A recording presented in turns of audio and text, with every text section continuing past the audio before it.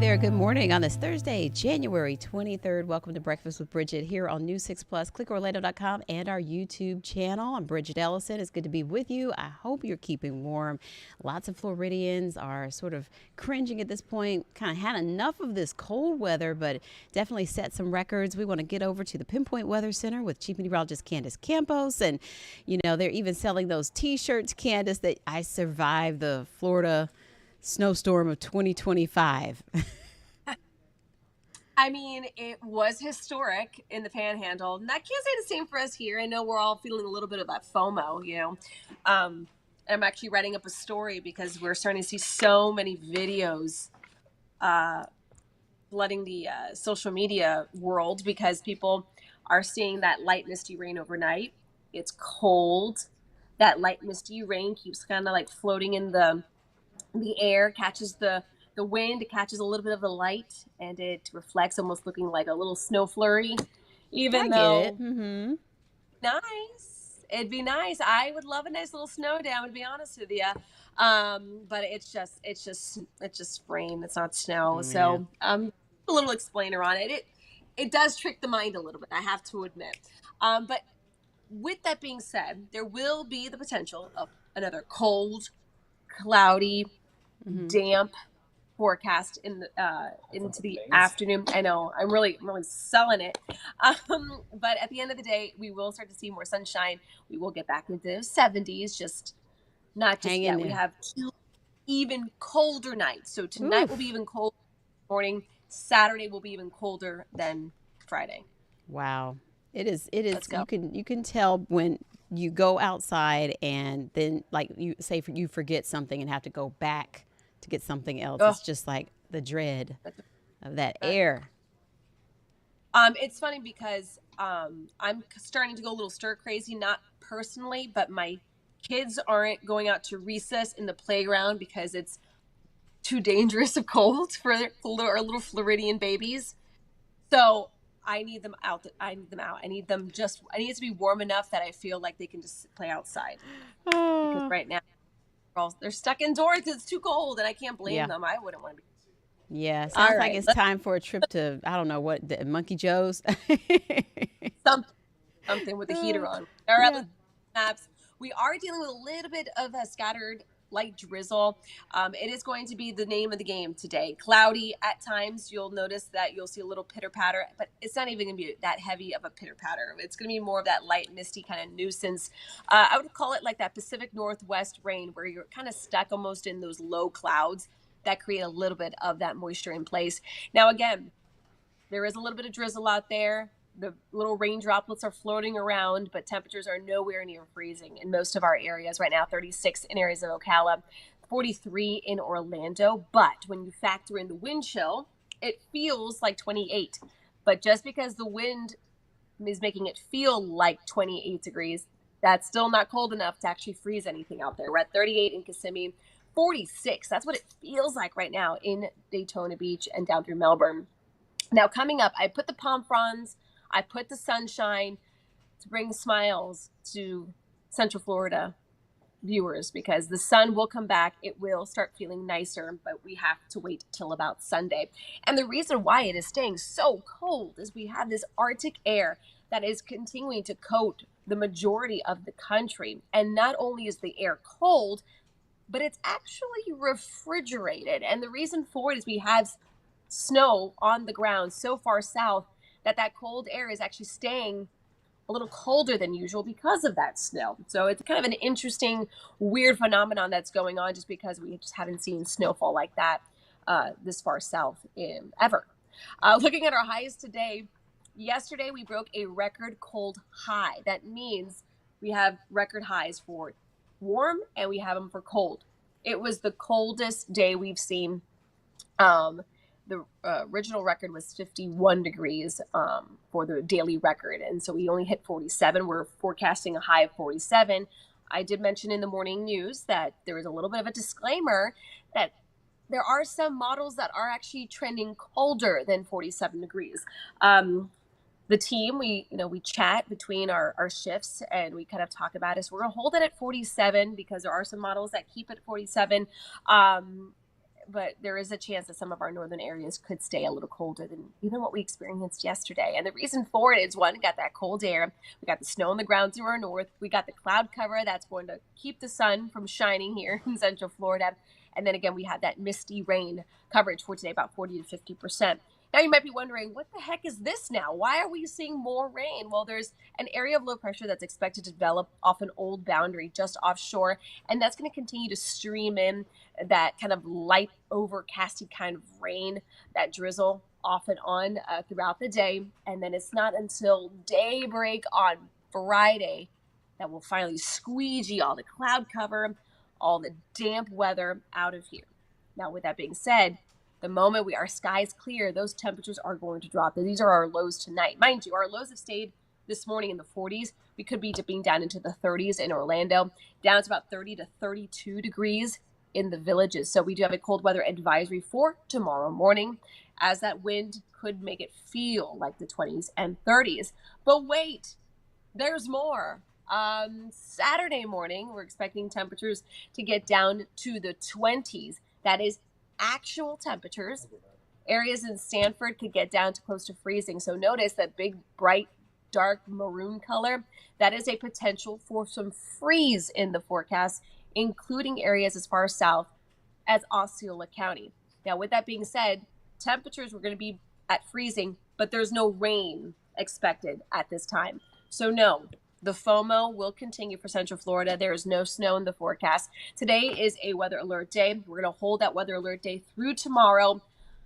Sneaky suspicion that we're going to get another weather alert day for Saturday morning before we can sit back and finally enjoy those 70s, mix of sun and clouds in the forecast into early next week.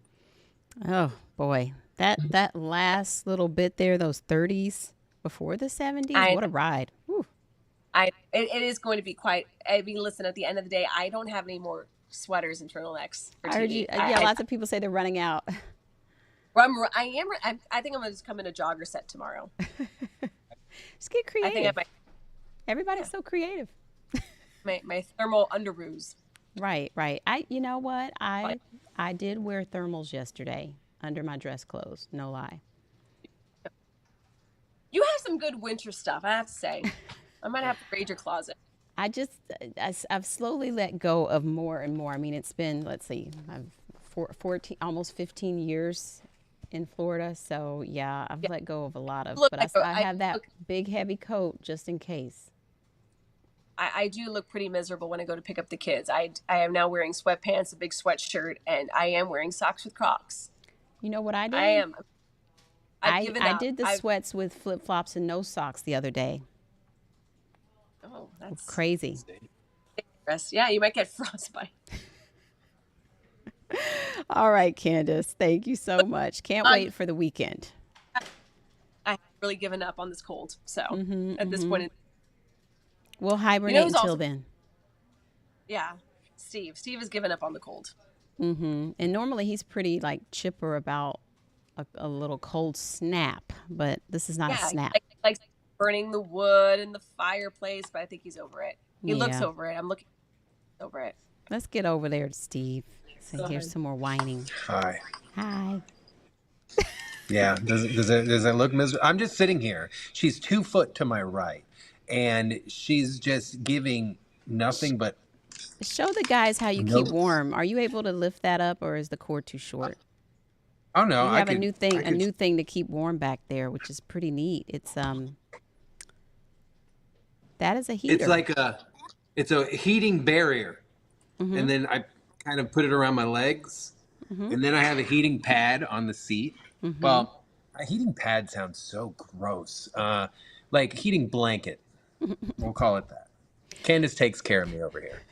But, they have to keep it cold in there because of all the equipment and everything. So it does get to feel drafty and especially like bitter on these cold days. So it's Bridgett, nice. Be careful. You catch me on sometimes good days and bad days because sometimes the cool and the heat doesn't make sense in here. So I don't know where that theory You don't know where you're going to. Yeah. You don't know what you're going to get. But you said you were able to do a nice,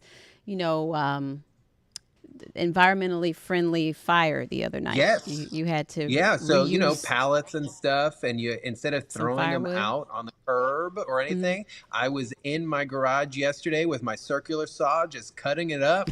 Didn't have to dispense it. I was there. I made my house at So like it worked pretty 71 well. yesterday. Worked great. 71 degrees yesterday in my house without even turning on the heater. Like how many So, pieces did you get out of like a pallet? Because I would imagine you have to throw away the part I with the nails or no? Oh no, it's in there somewhere. I'll pick it up later. Probably 30 pieces out of that Oh, pallet. nice. Lasted me maybe, but you got to think that's really good wood and it burns fast. So that's probably maybe 4 or 5 hours worth of stuff. And I didn't have to go and spend 40, $50 on firewood or even leave my Yeah. house. So Yeah. it worked out And so pretty how many nice. times have you used your fireplace, would you say now, like over Okay, the so course I'm a of? little bit. I really like the fireplace, Oh, so it okay. could. I've used it a lot to the point where Camila's gotten home and she's been like, "Why is the fireplace on?"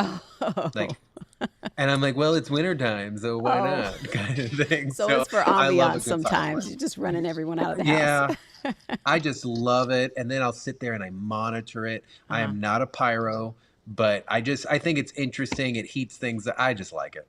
Yeah. I mean, I think it's one of those things. I think it's almost like aromatherapy. It's like you're able to kind of, because even the smell of it is nice if you like that Yeah, I sort of thing. So, agree. And to know that I am a human being and I created fire, like I did it oh myself. boy, ugga mugga. Hey, All that's right. like me achieving my pan-seared steak lately off of Oh YouTube. I'm so yeah. proud Oh of yeah. myself, Bridget. Yeah. And It's been did you do amazing. the All broil right. at the end? Yes, I did. It's so good. We'll Now, did talk you for set days. off Let's the go see fire the alarm? traffic. Okay.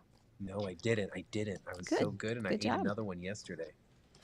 Wow. Um, uh, yeah, it's a mess. I got problems. So, all right, I-4 right now. We're looking decent this morning, east and westbound. Average drive times 5:28's good, but like Chiefs mentioned, some of those that moisture's out there. So some of the roadways are still slick this morning. So 31 minutes, Seminole County, Sanford 417 to State Road 50 in downtown Orlando. 31-minute drive, a little high.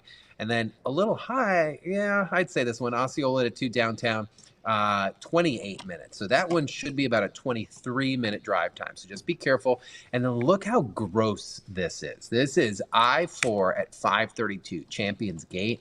Mix that with the delays and just super cold, dreary weather. Like, it's gross out there. No crash yet. So please increase the following distance. Take it easy. But we're awkwardly backed up right now, even past US 27. So if you're coming in from Polk County, you watch us from Haines City, just be careful. Southbound 429 through the construction zone as you approach the Florida Turnpike. A little slow this morning, but Four Corners still looking good. I bounced around hard on that one. And then Daytona Beach, not too bad either. 417. Candace wanted me to show this earlier. We were trying to find some of what I was calling snow out there. It is 100% not snow, but it is just gross out there. So take it nice and easy. Roadways are slick. You can see the signs they're testing still for the flex lanes are open and operational. Stay warm. Put the seat heaters on. But also, Bridget, tires might start to show some compression, some Oh yeah. pressure issues over the next few days.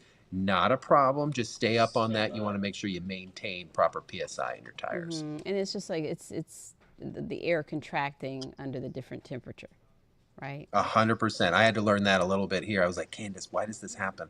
And she's like, well, the cold and the molecules shrink down and stuff like that. So you've got to boost them back up because the So like heat's not going to, how we shrink up in the cold. right? Just be like, oh, Yeah, sorry, yeah. kind So of what's thing.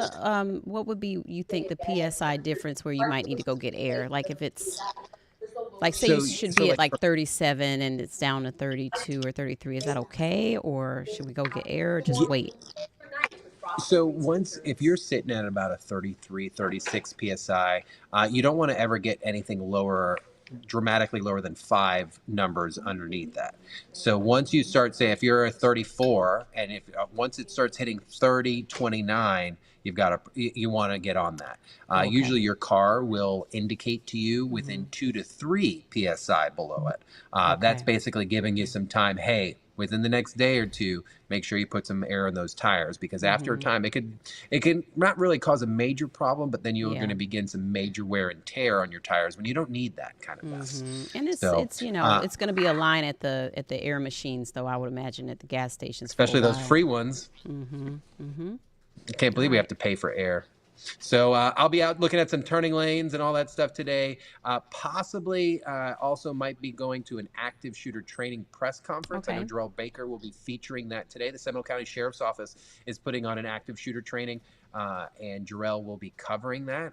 Not sure if I'm going to go out there with my stream just yet, but either way, we'll have some entertaining stuff, and just people need to bundle up. 10 a.m.? 10 a.m., yes. 10 a.m. See you then. Thanks, Steve. See ya. All right, we're still following the snow, of course. Big story up north, and parts of Florida will be digging out today. Parts of Florida school canceled for the rest of the week. And News 6's Angie Casada is explaining how, they have shut down a 200-mile stretch of I-10, as this has really been serious, especially through that Alabama to the Panhandle corridor. In Florida, snow isn't just rare, it's historic. The Panhandle seeing nearly 10 inches of snow in some areas, shattering records. Nearly 200 miles of Interstate 10 were shut down due to snow and ice, with Florida's Department of Transportation warning North Florida drivers to stay off the roads. Some homeowners are not only digging out, but also dealing with damage after the weight of the snow took down pool enclosures. Never thought getting a few inches of snow would cause something like this to happen. We never thought for a minute we're concerned about the snow and the ice falling down on the pool enclosure to collapse. It never thought for a minute that would happen, but we were dead asleep, heard this loud bang. I thought it might have been a tree, but opened the door and it was this. Governor Ron DeSantis emphasized on the challenges of responding to such a rare event. For them to be stockpiling snow plows for a once-in-a-decade type thing, that's not the smartest thing to do, so it's not a failing at all. All right, so we will be following the recovery from this storm all day. Also here at home, local groups putting out an urgent call for help when it comes to helping the homeless through this cold weather. Matthew's Hope in Orange County has been calling on churches and other groups to also open up their spaces to help out with giving people safe, warm places to sleep at night out of this cold. They say that they don't have enough room to help everyone. They set up a special website to help raise money for their cold weather shelter fund. Find out more right now under this story on clickorlando.com. And we will take a quick break. We'll be back with more headlines for you. Keep it here. Developing right now, a new move in President Trump's push to crack down on illegal immigration. This morning, we know at least 1,500 more troops are headed to the southern border. And CBS is reporting up to 10,000 more could end up deploying. Here's News 6's Mark Lehman with more. This morning, additional active duty troops are being ordered to the U.S.-Mexico border to try and stem the flow of undocumented migrants. The move coming as immigration is a main focus of President Trump's second term. Securing the southern border and deporting illegal immigrants from this country. President Trump is sending a very strong message. Around 1,500 troops are expected to be part of the first round, but according to documents obtained by CBS, that could go up to 10,000. Department of Defense bases could also hold migrants awaiting deportation. This was a gross miscarriage of common sense to allow people to come in. And I believe the number is 21 million people. The additional troops will help support customs and border protection, but are not authorized to make arrests. Meanwhile, Governor Ron DeSantis has called a special session to address illegal immigration. Among the proposals are calling for law enforcement to participate in federal programs aimed at enforcing immigration laws, appointing a state immigration enforcement officer, and expanding authority so local and state officials can detain and deport people.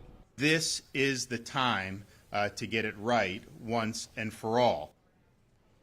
Also this morning, many people have resolved for the new year to maybe lose weight or get their finances in order. As News 6 anchor Lisa Bell explains, some popular weight loss drugs right now are having an impact on both those fronts. I literally had to buy everything new, from bathing suits to pants to shirts. Dr. George Carroll has been helping patients lose weight for more than 40 years. But he says when so-called GLP-1 drugs made from semaglutide or tirzepatide hit the market, it was a game changer. He lost 45 pounds in about 4 months. I didn't have a single pair of pants that I could wear. because I wore a size 40, and now I was a size 36. I had to get all my jewelry resized because it was slipping off my fingers. And he is not alone. Clothing retailers are cashing in on slimmer waistlines. A recent poll found 1 in 8 adult Americans have taken a GLP-1 drug. And in 2023, BMI and obesity in the U.S. decreased for the first time in more than a decade. The most notable decrease in the South. A recent study from Cornell found households with at least one GLP user reduced grocery spending by about 6% in 6 months, with high-calorie processed foods taking the biggest hit, including an 11% decline in spending on savory snacks. Fast food chains and coffee shops reportedly also seeing drops. On the flip side, Cornell researchers say sales of yogurt and fresh produce are up. Companies like Nestle now trying to claw back consumers with new products specifically targeting GLP-1 users, as millions of Americans continue to shell out money for these weight loss medications. Because it works and it's very successful. And one person tells the next person, the mother tells the daughter tells her friend, and that's why 1 in 8, because it's something that is truly a game changer and is very successful. Lisa Bell, News 6. Very interesting details there. Dr. Carroll broke down the difference between the medications and as well as the safety of compounding pharmacies. You can see more under this story on clickorlando.com. When we think about getting done with home improvement, it seems like that list never ends. And, maybe you have been trying to pick out some paint colors and you know how hard that is. But imagine if you were limited in the colors you could choose in your neighborhood. Well, now Palm Coast wants to open up the choices a little bit more because they've had a tight rule on that, with earth tones or light pastels being the only ones allowed, but they might expand it to light pinks, peaches, greens, or lavender. There are still many steps that need to be taken for a vote. It would not apply to people living in a neighborhood with an HOA, as those have their own rules about things such as paint colors on the homes. But we wanted to know what other people think about this. And this is the online poll. You can take it now on clickorlando.com/react. A majority of people, 68%, say, let me paint, because it says, do you think cities should control the color of houses? And 2% say it keeps things nice. 30% say yes, but with limitations. And again, that 68% say no. I think maybe with limitations. Yes, but with limitations. But, I like things to sort of match or sort of complement. But, everyone has a different style. So let us know what you think on clickorlando.com/react. And so that is it, except for we want to tell you about Crystal Moyer has a great package about a diver. A local diver went 163 feet under for a photo shoot that actually broke a record. You're not going to believe these images when you see them, but here is Crystal with more on those images and the story of the man who captured them. The whole plan behind the story was contrasting like the beauty and calm, like elegance of a model on something that otherwise would be like decaying. Steve Haining combined his two favorite hobbies, photography and deep sea diving, to tell this story.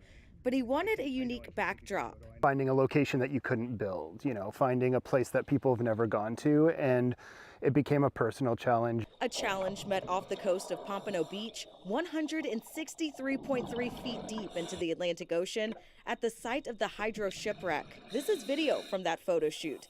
Steve, his model Sierra Antosky, and several safety divers descending on a cold December day. I'm in a wetsuit and I'm cold, so the model is freezing, right? Notice the divers with their wetsuits, tanks, and masks. Sierra, the model, in a dress without any scuba gear.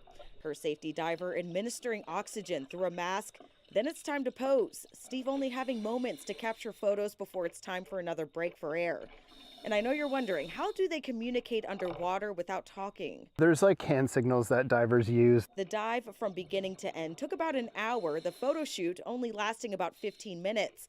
The experience would catch the attention of Guinness World Records as the deepest underwater model photo shoot in the world. My favorite photo from this series is the one where Sierra's kind of like, she's standing off to the side and she's looking back at the structure. She's not just a model in that particular photo. She's like telling the story of the wreck. Like she's looking back at it. There, you can see like the structure's just towering over her.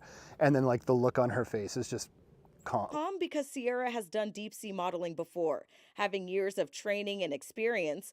Steve outfitting his camera with special equipment to be able to capture it all. Folks are probably wondering, what the heck are you going to do with all these photos? Like, why take these photos? This stuff, I hope, ultimately will end up in a gallery. I just want people to see it and just to appreciate that what they're looking at is a model in a place that most people will never see in their life, you know?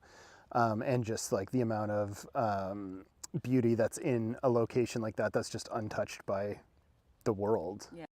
I did ask Steve if he plans to attempt any more record-breaking feats. You could find his answer along with some photos and videos from his deep dive photo shoot in the article on clickorlando.com/insider. In the studio, Crystal Moyer, Getting Results News 6. Were those images just gorgeous? You can take a closer look, like she said, on the insider page at clickorlando.com. That's going to do it for breakfast. We'll see you at noon. Have a good one.